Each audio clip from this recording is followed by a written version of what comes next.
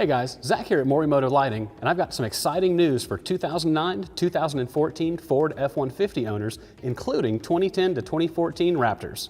The chefs here at Morimoto have been cooking up a lot of new products for you guys. Today, we're going to talk about them. First up, we've got the Morimoto XB Evo Headlights for your trucks. These aren't just a simple redesign from the previous generation. This is a whole new headlight design that's going to be the embodiment of what we're about here at Morimoto. Packed with features that demonstrate an attention to detail, you're going to get a high-performing set of headlights that are DOT compliant, ease of install, with other features to talk about as well. We've utilized the same patent-pending lens heating system that you'll find in some of our other Evo models, where the headlight's going to pump warm air onto that lens, so in cold weather, you don't have to worry about things like ice or snow buildup. The lights themselves are going to help to melt that stuff right off the lens, so there's no need to worry about driving in such climates.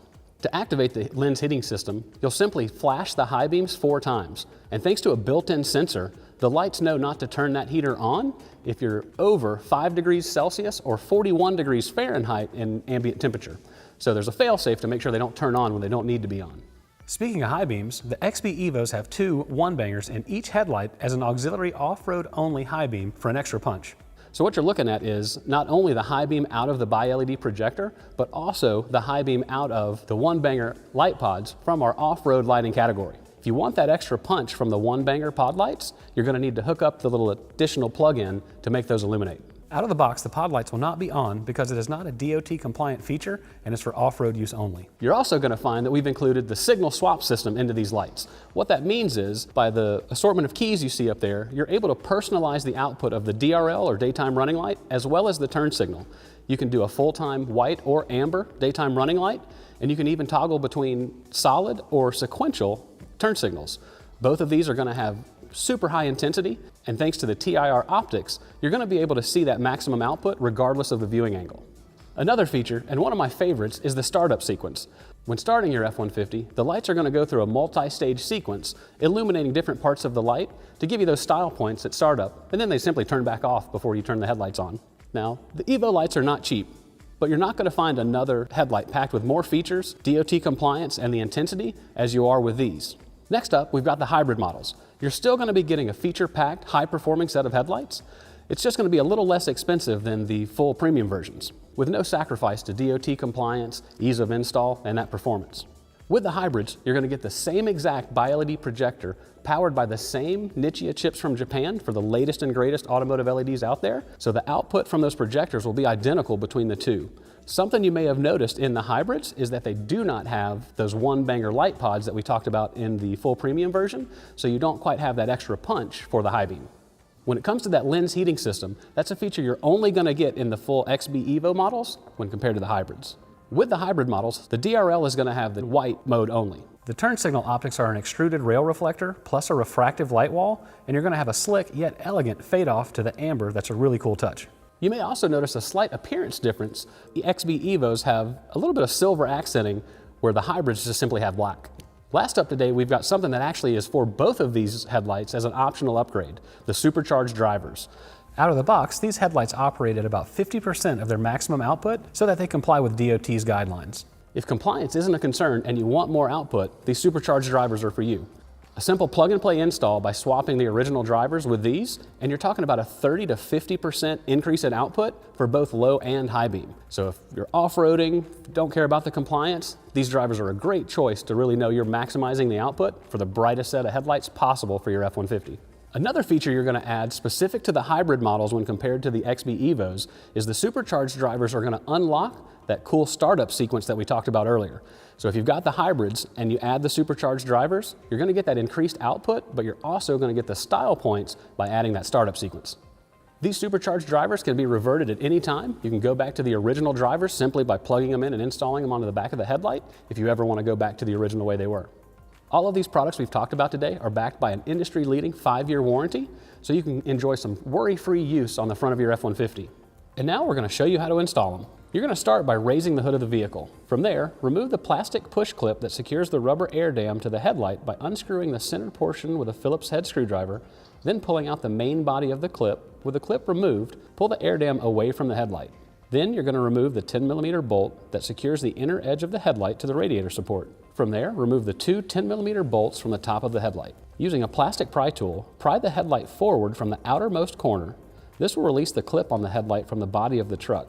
We recommend applying a piece of painter's tape to where you will be prying against to prevent any damage to the paint. Now pull the headlight forward, away from the vehicle, rock the headlight forward and disconnect the three connectors from the back of the factory headlight. Once the headlight is unplugged, it can be fully removed from the vehicle and set aside. Repeat these steps on the opposite side of the truck. Remove your new headlight from the box. With the headlight face down, install the included clips onto the studs on the outer edge of the back of the light as shown. As standard, the auxiliary high beam is disabled for DOT compliance with a block-off plug on the connector. To enable the auxiliary high beam for off-road use, install the selector loop as shown. Due to the separate adjuster on the auxiliary high beam pods, that feature is not compliant for on-road use. In the non-hybrid model, with the Morimoto XB mode selector keys, you can decide what style you'd like for the daytime running light and the turn signal. The red key makes the DRL white and the turn signal fade off. The blue key makes the DRL white but the turn signal sequential. The green key makes the DRL amber and the turn signal fade off. The black key makes the DRL amber and the turn signal sequential. Install the mode selector for your preferred mode onto the 3-pin connector on the back of each headlight. Blue will be pre-installed out of the box. This can always be changed after install if desired. Make sure the vehicle and headlights are off when changing that mode selector. If you purchase the Morimoto XB supercharged headlight drivers, which are sold separately and for off-road use only, remove the 4 Phillips head screws securing the standard headlight driver to the back of the headlight. Pull the driver off of the housing, depress the clip on each side of the driver's connector, and pull to disconnect the driver from the internal headlight wiring. Apply a thin layer of the included grease to the outer edge of the seal on the new driver. Connect the new supercharged driver to the internal headlight wiring, making sure the tab on each of the connector's clips securely into place. Press the supercharged driver straight into the mounting location, making sure the rubber seal is seated properly and does not get pinched or bunched up. Secure the driver to the housing using the original 4 Phillips head screws. Hand tighten them down in a star pattern to ensure the driver seats evenly against the housing. Now open the under hood fuse box located behind the radiator. Locate the 10-amp fuse in fuse slot 77 and remove it. Insert the included fuse tap into the 77 fuse slot and route the fuse tap harness out of the fuse box. Connect the short end of the DRL harness to the fuse tap. Route each of the remaining 2 connectors on the DRL harness across the radiator support to each of the headlight cavities. Make sure to secure any loose and excess wiring. Select the appropriate headlight harness for your truck and connect it to the vehicle's low and high beam connector and turn signal and parking light connector.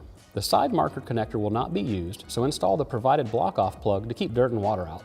Lift the headlight up to the vehicle and connect the DRL harness and headlight input harness to the headlight assembly.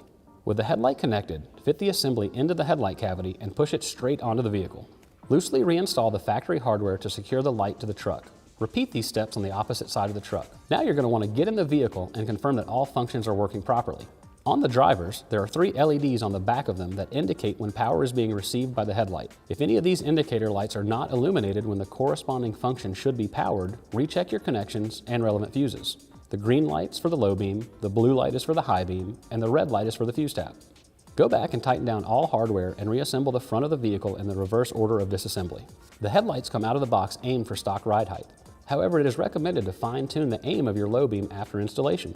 Using a long number 2 Phillips head screwdriver down the back of the headlight to the adjuster gear, follow the instructions properly to align your headlight's low beam cutoff, which is the upper horizontal edge of the low beam. With a vehicle parked on level ground, about 25 feet from a wall, measure the distance from the ground to the optical center of the outermost projector in the headlight.